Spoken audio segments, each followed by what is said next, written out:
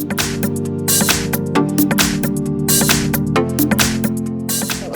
front of me is a Huawei Y6s, and today I'll show you how to insert SIM and SD card. So I have both of them right here.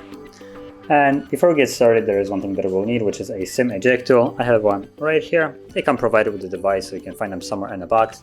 But if you can't find it, you can always use a paper clip. Just straighten out one of the edges and it will work as well.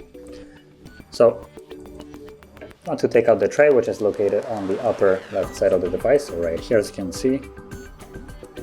Once you push it in there, the tray pops out. And from here you have access to two different SIM trays and one SD tray. So place each one of them accordingly, like so.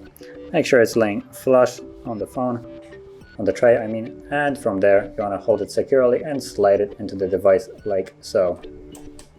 There we go. And then there's a pin, which I don't think I even know for the card. Let's try. Yep, so I'm not sure what the pin here is, but as you can see, the SIM card is working and the SD card should also be working. So that is how you would insert SIM and SD card into the device. And if you found this video helpful, don't forget to hit like, subscribe, and thanks for watching.